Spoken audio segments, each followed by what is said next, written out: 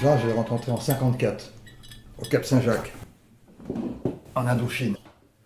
Jaco, c'est un célibataire, lui, il y connaît rien aux bonnes femmes. Il se fume sa petite clope de temps en temps, puis un jour il a aperçu un gars là, qui semblait reconnaître qu'il avait rencontré au Vietnam dans la cuvette de Dien Bien Phu.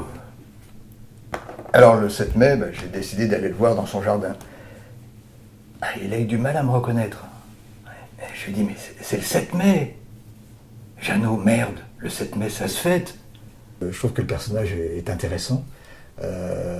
Il essaie ce gars qu'il va retrouver, Jean, il essaie de le remettre dans le droit chemin parce que l'autre il est un peu, il a perdu pas mal de copains, il vit très très mal en fait la perte de ses copains, il vit très très mal cette période à Dien Bien Phu, donc Jaco il va essayer de le sortir de là, de lui redonner envie de vivre, c'est un petit peu le personnage de Jaco. Bon, ce café il vient. Moi, Jean, j'ai toujours trouvé que c'était quelqu'un de difficile. Qu'est-ce que tu racontes? Alors Gigi, il a pas la langue dans sa poche, mais honnêtement, c'est un bon gars, il se donne un genre d'être un homme, et finalement, en fait, il se laisse facilement influencer, et vraiment vite mené à la baguette par Rita. Alors, le personnage de Rita, c'est un des seuls rôles féminins du court-métrage.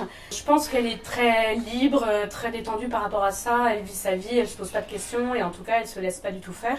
Lily, elle était allongée par terre.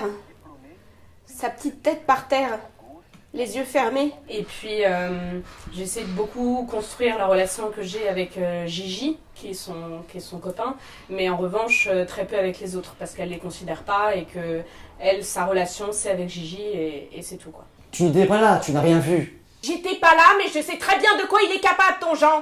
Jean, pour lui, c'est son modèle. Après, comme il dit, oui, il se fout un peu de lui parce que, par rapport à son passé de soldat, d'un côté, il est admiratif, et d'un autre côté, il se fait des idées de la guerre, voilà, c'est ça.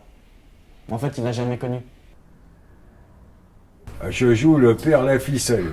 Par rapport aux autres personnages, il en a vu des vertes et des pas mûres, évidemment, comme tous ceux de l'histoire. C'est un ancien légionnaire, un ancien de Dien Bien Phu, tout ça, ils ont des cauchemars dans la tête. Mais lui, il en a peut-être plus que d'autres, parce qu'il a un lourd passé.